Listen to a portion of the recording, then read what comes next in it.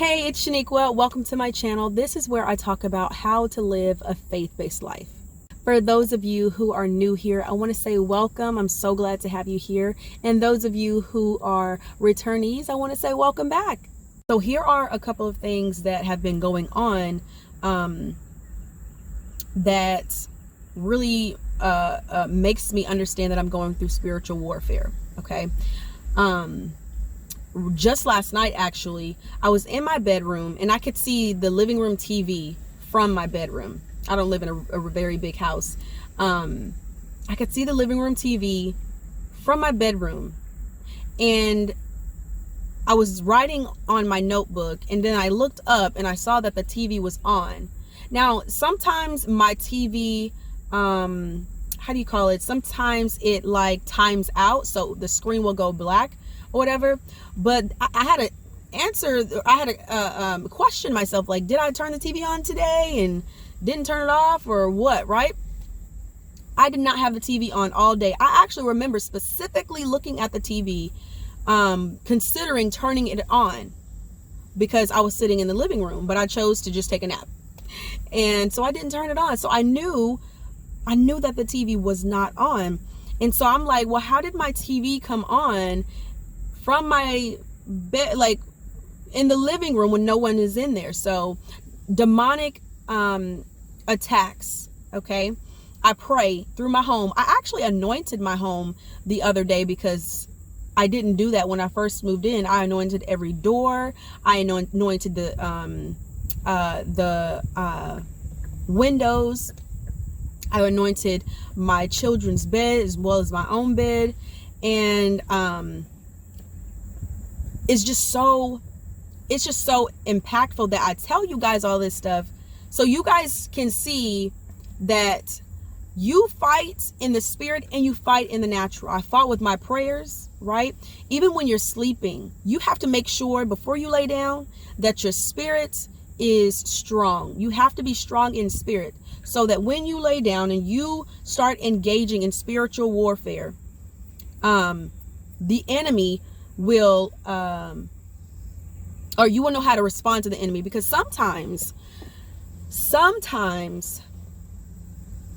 you go to sleep, but you're kind of weak in your spirit, and then you have these like moments of paralysis where you feel like you can't move, or you feel like you're being attacked or whatever while you're trying to get yourself some rest. And then it's like, well, how do I get out of it? And then you just can't sleep or whatever. And so that's kind of what happened to me last night, except I know I was becoming stronger in my spirit because of what happened in the dream or in that kind of situation. It's kind of hard to explain. So as I was on my way to sleep, I felt like this pressure, this extreme pressure, not necessarily on my body, but like on my spirit. I don't even know how to best explain it. I was being attacked, essentially, in the spirit. I was being attacked by a demonic presence. And I've had these things happen before. And when you get attacked, I want to encourage you. You have something special that the enemy is trying to prevent from coming into the world. So you have to, when you are awake, take all the time that you can as possible and work towards increasing your faith. Work towards increasing your spirit. Anyway, in my sleep, as I was happening, and I was actually going to sleep, I recall that I was in Walmart and I was trying to exit out of Walmart, right? I was trying to go through to get out of the doors, but there was this person who was like checking stuff, and one of them tried to hand me something, almost like an agreement or a contract or something like that. It was something that they were trying to hand me. And I looked at this person, and I had my son with me as well. I looked at the person who was trying to hand it to me. They were kind of like, hey, you want to take it? Kind of like weird or whatever. And I looked at him, and in a very angry tone, I smacked it out of the hand of this person. And with a very grimace look on their face, almost like an evil laugh type of thing, they're like, like that, right? Like they were trying to get me. But I knew, because I'm paying attention to the spiritual side of things, because I'm paying attention to my dreams, right? I'm paying attention to what is going on around me, the circumstances that I find myself in that seems to be almost injustice. And I know that the enemy knows that I know. Okay, the enemy knows that I know what he's trying to do. The enemy knows that I know he's trying to take what does not belong to him. Okay, so I woke up from that dream knowing that the enemy knows. I literally looked the enemy in his face and smacked the contract, smacked that paper out of his hand. I'm sure I hit his hand. Okay, I just smacked I was mad. I was like, you have come to mess with me. You have come to try and take away from me what belongs to me, and you want me to be in cahoots, in agreement with you? No, get that out of my face.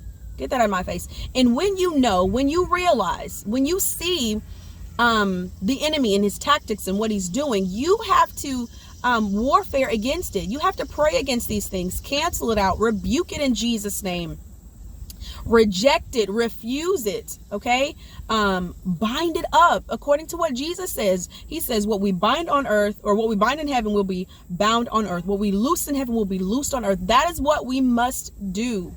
Okay, the book of Job 33 and 15, it talks about how God gives us dreams. And if you keep on reading, it talks about how the dreams are instructions sown within us in our sleep. How God opens our ears to sow in instruction so that we can be kept from the pits. Okay, I highly suggest that you guys go read Job chapter 33, especially if you're one who has a lot of dreams and you're trying to figure out what in the world God is saying. So definitely go and do that. But I want you guys to really understand that I'm trying to say that spiritual warfare is no fun. It's not fun. It's not fun. But it's necessary. It's necessary if you want to get to where God or if you want to meet God's appointed time. Okay, so those are just a couple of things that I'm personally going through in regards to dealing with spiritual warfare, like things that are actually happening. I told you my dreams. The Lord gave me a couple of dreams that specifically talked about how there are monitoring spirits, one of which I invited in, but then it got kicked out, and I refused to let them in anymore. This is a part of the dream. Like literally there was a person in my house. I knew of him, but I didn't know him. But then he was like, oh, we were looking out of the window, and he was like, oh, I'm going to steal that bike. And I looked at him and I was like, no, you're not going to steal that bike. If you steal that bike, you cannot, I'm no longer associated with you. They literally left out of the house, completely ignoring what I said, didn't even respond to me, ignoring what I said, and stole the bike. And I was like, oh, that's it. I'm no longer associated with this person. I'm done. And so they actually left. This is crazy. They actually left, and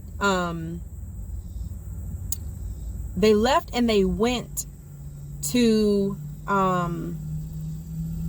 go get 3 or 4 more people that was evil, and they came to scope around my house. Check me out, right? I'm like, what is this? And so I hurried up and closed all of my blinds because I didn't want them seeing in my house anymore. Okay, I closed my blinds. Anyway, so that was one, monitoring spirits. Another one was most of them were dealing with the spirit of poverty, because I keep praying, Lord, help me with this and help me with that. And then the Lord recently revealed to me that this journey is not just for me. It's not just for me. It's not, as a believer of God, we gotta stop thinking selfish. Okay, even in our blessings, we can't think selfish. What God has given you, you need to use it to bless other people. God has given us gifts. Jesus talks about gifts in Matthew chapter 25. He talks about what happens if you use your gift, what happens if you don't use your gift. And if you don't use it, you'll be in a lot of trouble. So much trouble so that you won't even receive salvation. You won't even be able to be with God in the kingdom of heaven because you failed to do what it is that God called you to do in the earth. You failed to use the gifts because you were afraid, because you were full of fear. We'll get into that topic another day, but yeah.